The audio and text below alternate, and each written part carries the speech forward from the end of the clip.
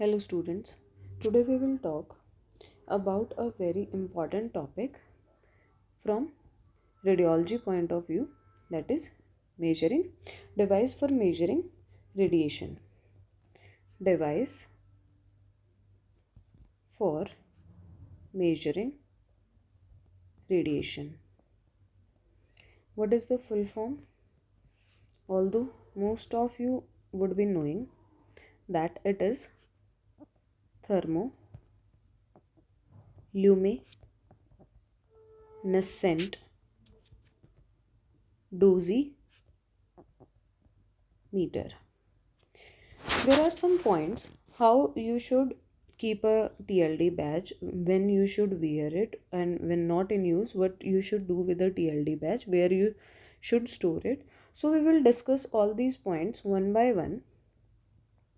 We will discuss the principle also, thermoluminescent dosimeter.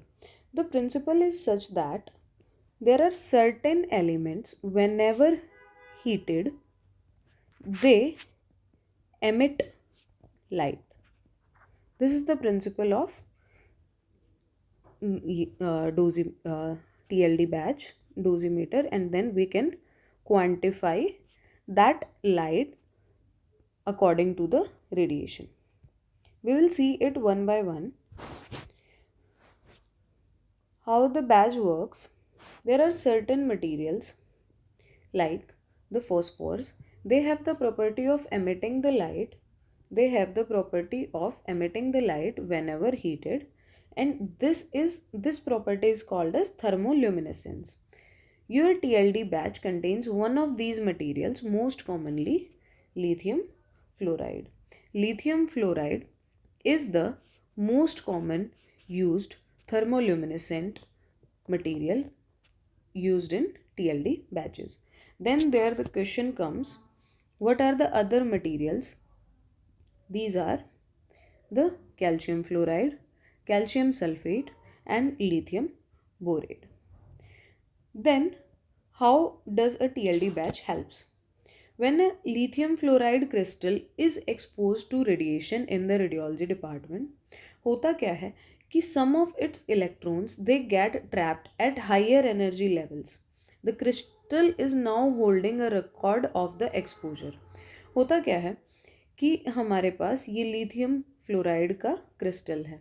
जब भी हमें इसको रेडिएशन मिलेगा तो क्या होगा कि इसके इलेक्ट्रॉन्स यहाँ से निकल के हाइयर एनर्जी वाले शेल में पहुँच गए हैं, लेकिन वो वहीं पे ट्रैप हो जाते हैं. And this signifies the radiation dose. लेकिन इसको हम मेजर नहीं कर पाते. This is not measurable now.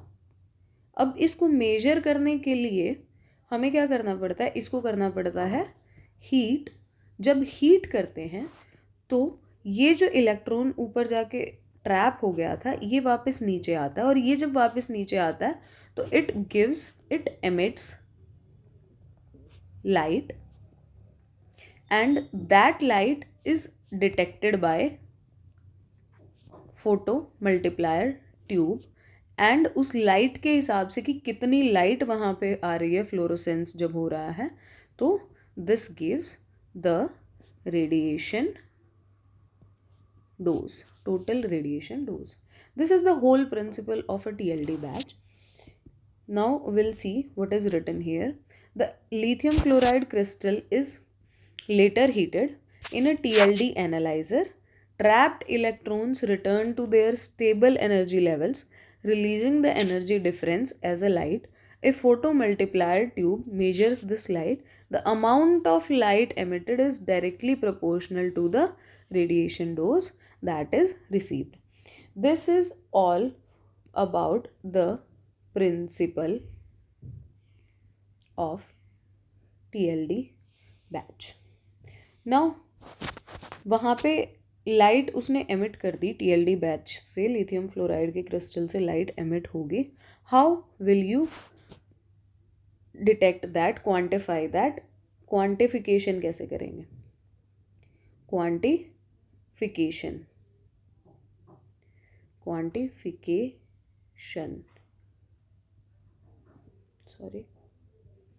Quantification. उस टाइम पे काम आता है द ग्लो कर्व।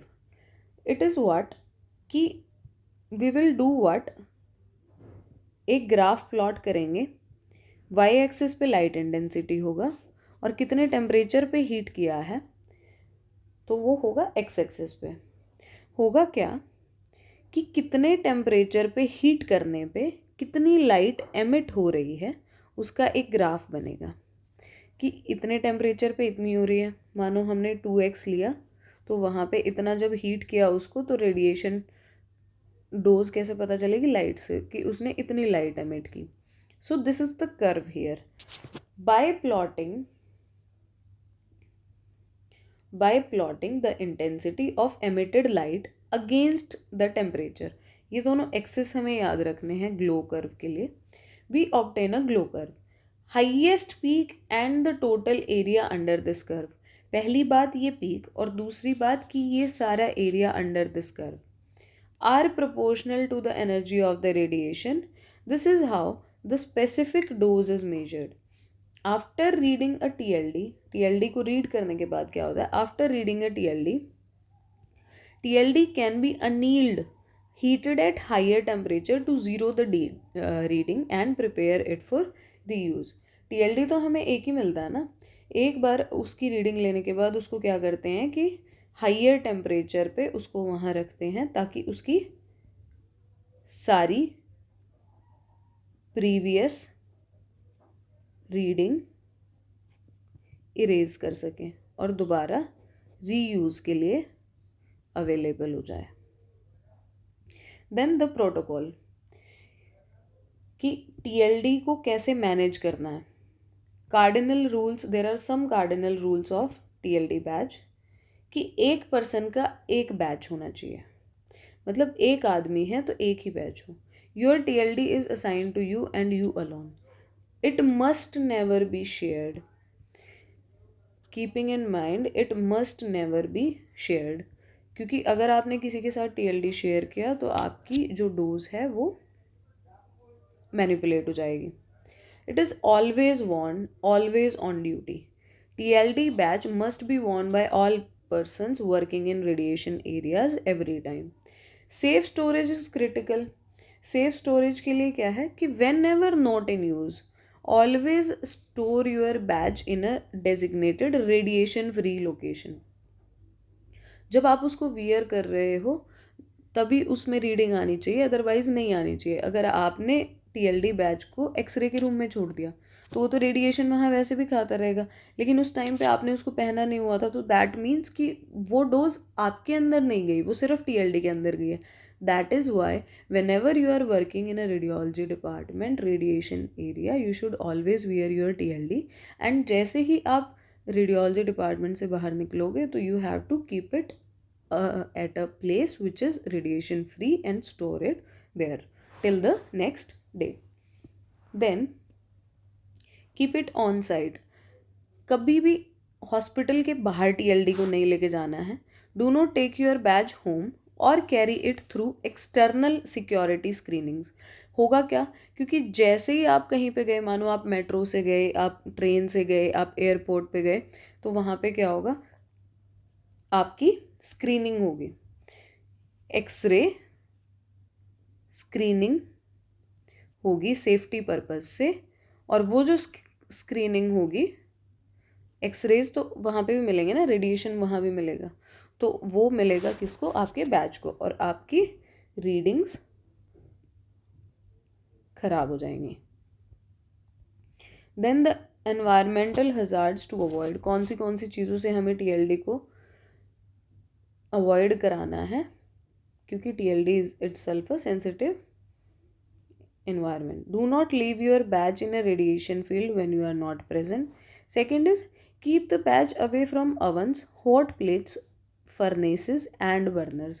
किसी भी गर्म चीज़ के आसपास आपका टीएलडी नहीं रखा हुआ रहना चाहिए, क्योंकि exposure to higher temperature leads to the erasure of the radiation dose. जैसे ही उसको हीट मिलती है, जैसे ही टीएलडी को हीट मिलती है, तो जो भी आपके जो भी आपके ये हायर एनर्जी पे ट्रैप्ड इलेक्ट्रॉन्स थे वो नीचे डिस्पर्स हो जाते हैं और उसके बाद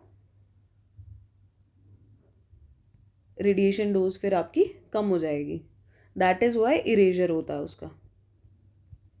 then what is the proper placement?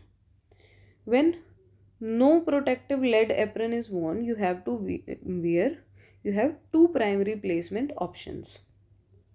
Option 1 होता है कि at the level of trunk you should wear it. It provides an estimate of the whole body exposure. Option 2 is at collar.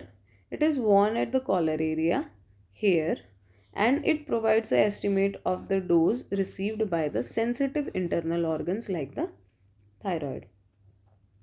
Then अगर आपने लेड एप्रन पहना है तो फिर आपको कहाँ पहनना है? बैज अगर आपने लेड एप्रन पहना है तो उसके साथ आपको 2 TLD बैजेस पहनने चाहिए. पहला है अंडर द एप्रन. प्लेसमेंट कहाँ पे होगी? वेस्ट लेवल पे होगी, underneath the lead apron. Lead apron के नीचे से पहनेंगे आप इसको. It measures the exposure received by the protected areas of the body. Next is badge 2, जो कि आप आउटसाइड द एप्रन पहनोगे. कहाँ पे पहनोगे? नेक या कॉलर पे पहनोगे. और ये क्या करता है? Assess exposure to unprotected organs like thyroid and eyes. लेकिन कोई सिनेरियो अगर है कि आपके पास सिर्फ एक बैच है तो उसको आपको कहाँ पहनना है? नेक रीजन पे पहनना है while wearing the lead apron, because the neck can receive 10 to 20 times more exposure than the protected trunk. Then the procedure कि कैसे उसको वापस रिटर्न करते हैं. We should return all the cards, all the TLD cards we should return after a service period. Service period क्या होता है कि it is of 3 months. Every 3 months we have to return all the cards, जो use में है वो भी और जो नहीं यूज़ में है वो भी. एंड ये कार्ड्स कहाँ जाते हैं? ये कार्ड्स जाते हैं BARC में. वहाँ पे इनकी रीडिंग होके आती है और फिर हमें रेडिएशन का भी पता चलता है और ये वहाँ से दोबारा रीयूज़ के लिए जो डोज है उसका इरेजर होके भी आता है. देन कंप्लीट द TLD और form 5. Return must be accompanied by TLD 5 form. Then TLD cards should be in the exact same order as they are listed in TLD 5 form. Specify radiation source कि कौन बंदा कौन से radiation source के साथ काम कर रहा है तो वो भी साथ में मेंशन होना चाहिए. शिपिंग के टाइम पे we should use plastic boxes for returning the cards. It crucially avoids we should crucially avoid the sending the TLDs by air courier, क्योंकि वहाँ पे भी एक्सरे मशीन्स के साथ उसकी स्क्रीनिंग होगी और गलत वो हायर डोज हमें पता चलेगी क्योंकि वहाँ पे भी डोज उसको मिल जाएगी. If there is any damage to TLD filters, we will talk about the filters और द कैसे बनता है TLD के पार्ट्स क्या होते हैं. तो we will talk about it in next class. फिलहाल TLD फिल्टर्स को या फिर उसकी कैसेट को कोई भी चीज़ को कुछ नुकसान हो जाए, we should request a replacement. Personal number. The other thing is personal numbers. Your personal number allotted by Bhabha Atomic Research Center BARC that is permanent and must not be changed. In case of any loss, declaration signed by RSO or physicist should be submitted and you will get a new TLD badge. अब आपने batch भेजा था, वहाँ से reading I कि reading आ गई है कि किसी एक बंदे को ओवर एक्सपोजर है. आप उस टाइम पे क्या करोगे? ओवर एक्सपोजर की लिमिट क्या है हमें ये पता होना चाहिए. 10 millisieverts is the over exposure threshold. A dose exceeding 10 millisieverts in a service period, in one service period, that is equivalent to what? 3 months, is treated as an over exposure. उसके बाद over exposure अगर आपको पता चल गया किसी को हो गया है तो करना क्या है, the dose must be reported immediately, उसी टाइम पे बताया जाना चाहिए to both the institution and to the concerned individual.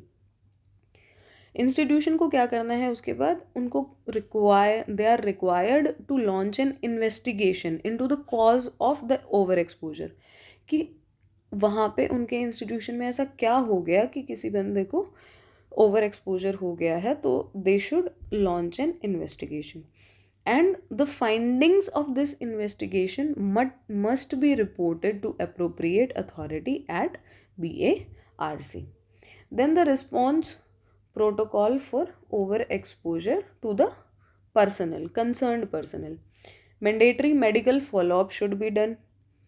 The individual who received a dose of more than 10 millisieverts must undergo a hematological examination, including the differential blood counts and a chromosomal aberration test.